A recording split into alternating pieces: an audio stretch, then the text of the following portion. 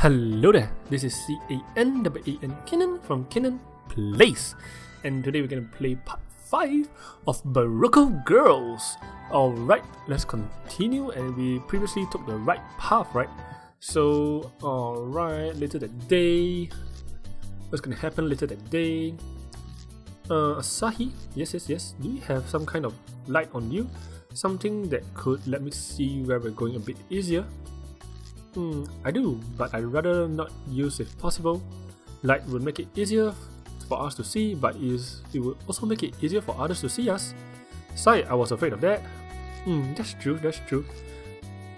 It wasn't quite night yet as Asahi and I continued down the path she had set us after witnessing the underworld victory, but it was awfully close.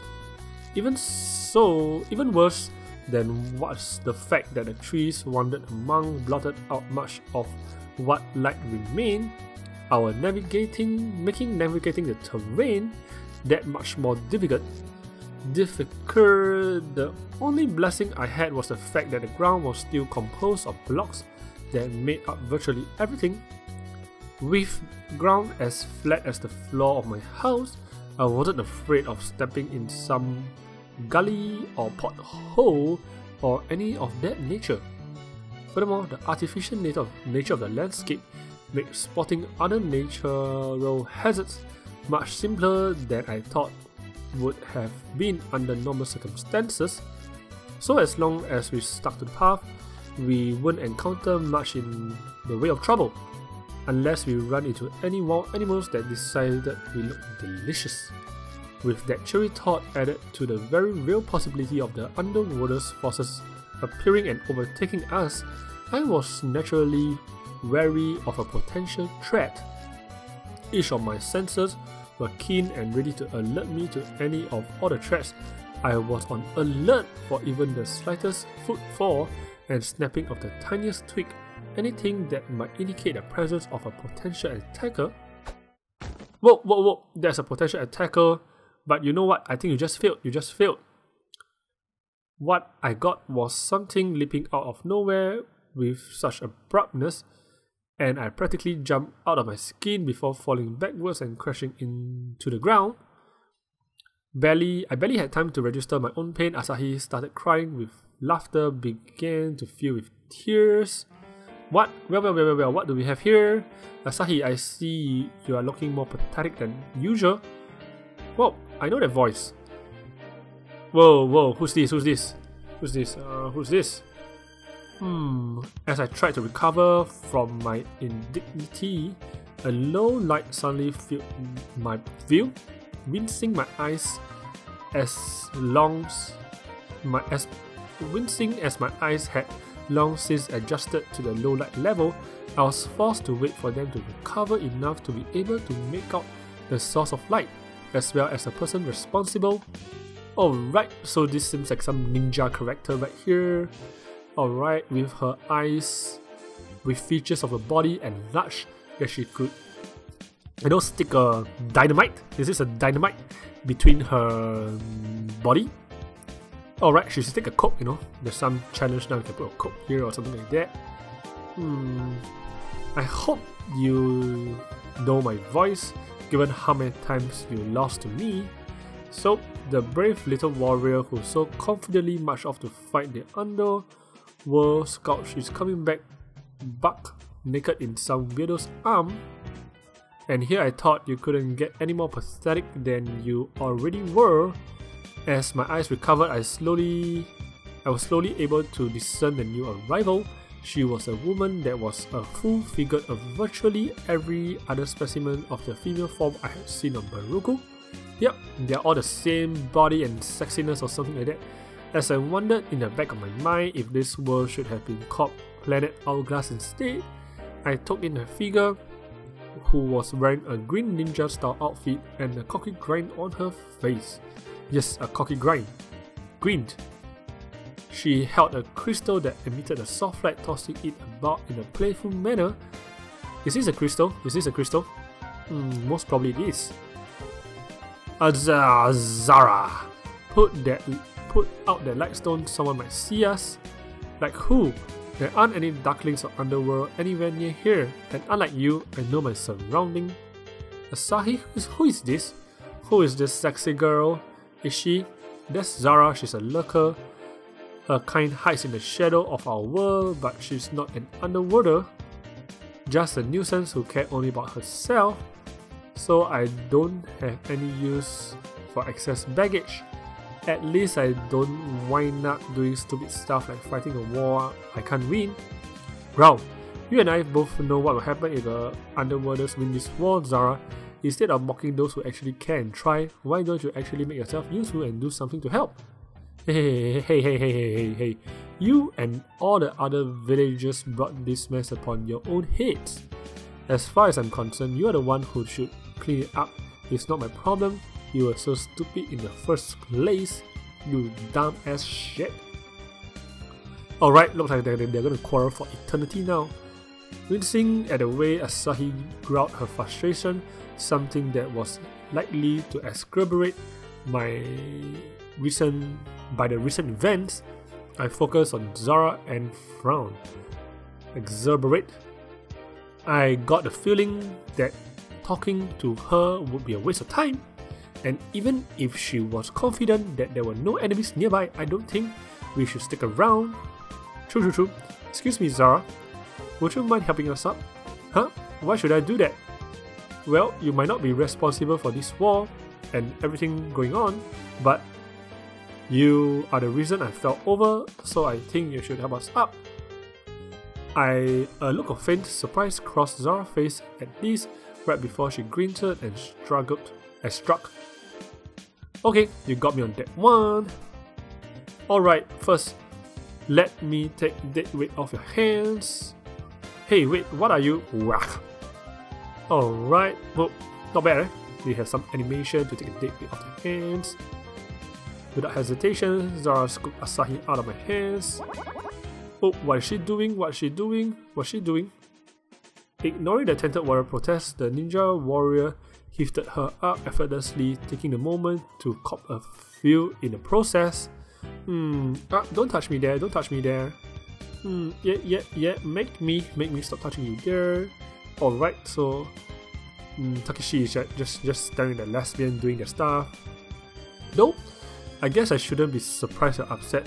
Still haven't quite figured out, Wincing at the strangled cry of frustration Asahi emitted and rapidly losing my tolerance of Zara's attitude and ethics to myself, I watched as she set her wounded warrior woman down. Then the ninja woman grabbed me by both wrists and unceremoniously yanked me to my feet, sending me crashing into a front. Well, please don't set the dynamite off.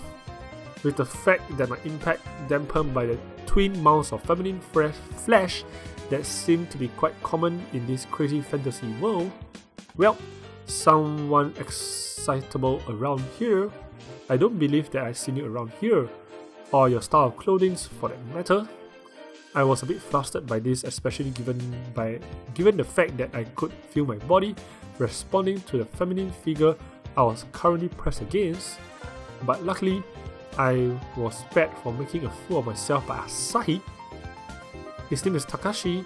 He is a lost wanderer unfamiliar with this land. Her smile broadened. Zara glanced back at Asahi with a look of smug superiority. Asahi, how many times do I have to tell you, leave the lying to pros like me? You really do stink at it. Lying what? I opened my mouth in an attempt to protest this, but before I could say anything, Zara returned her gaze to me. So Takashi, you're not from around here, and it seems that Asahi doesn't want to talk about where you came from. This just got interesting. I thought about saying something, but I'm not exactly a gifted liar myself, and while I struggled to come up with something clever to say, Zara reached down and patted my groin. Patted my groin? Very interesting indeed. Flushing with humiliation at Zara's antics and the way I could feel my body respond to her presence, I was about to push her away when she somehow managed to disappear once again. only to somehow reappear at the bushes nearby her light stone, the only thing that allowed me to track her sudden shift in position. I'll be looking forward to see you again, Takeshi. And I just know that you're looking forward to it as well. Well, I think she felt it, she felt it, she felt it. She totally felt it, you know. What? You can't do that? Yep, try and stop me, hee. And seeing you count on it. I'll be seeing you count on it. An instant later, Zara disappeared once more, leaving me to ground my frustration and fury at being played with like some kind of toy. Well, you don't mind, right? Let's go, Takeshi. I know you're angry, but she's already gone. We can't just waste our time filming at her. I knew Asahi was right, I knew it, but I was still furious at that lurker, and while I normally fairly mild of temper, this day events had put a great deal of strain on me, and I already down to my last nerve. But at the moment, there was no convenient outlet for my frustration, and as Asahi had said, we needed to keep moving. Yes, that's true. So with a final anger grunt, I made my way over to where the warrior woman now laid and carefully lifted her up into my arms once more. Alright, they're gonna show us animation. Is it? So what's the deal with this Zara anyway? Doesn't she care about what the underworlders are doing? She's a lurker only care about themselves. Zara does whatever she wants and strictly for her own benefit or amusement. Then she's not on the underworld side. Zara has only one side, her own. Let's get going. Pausing just long enough to sigh deeply, I nodded in response before pressing forward into the growing darkness of Burokku, hoping that this world would be the last of the surprises this day, and strongly suspecting that it would not. Definitely it would not. Fortunately for what little was left of my sanity, the remainder of our trip to Keihei village went in relative silence. The time passed as Asahi and myself exchanging minimal conversation, talking about our parents and other such matters. Speaking of things that were completely unrelated to our current situation, and raging war that we had narrowly escaped from, even only for the moment. As such, it was the great relief that I noticed a glowing light ahead of us. One of that pierced the darkness had come with the growing night, and as my eyes adjusted to the changing luminosity, Asahi heaved a deep sigh of relief. Looks like we are at Keihei village right now. Here is it, Keihei village, we've made it. Okay, that's great. Well, I'm happy we made it. There was no real joy in Asahi's words. She knew that our coming here was merely reprieve from the horrors we've experienced thus far. Well, this don't look like a village though, this looks like a castle, with walls and guards right at the top, with bow and arrows and a big door. So this place seems like well guarded and so. But there was a clear relief in the voice, in the knowledge that we have gained at least a brief respite from our ordeal and a chance to lick our wounds. As I carried her onwards, I studied the structure that lay ahead. Keihei village was surrounded by walls made up of blocks. There were several people who appeared to be armed with crossbow marching the very top of the walls, and several crystals similar to Zara Lightstone but larger, providing lights for us. Or, it won't be long now, I'll have you fixed up in a jiffy. Halt! Identify yourself! I froze as fast as I would sworn I had been drunk in liquid nitrogen. Alright. Well, drunk in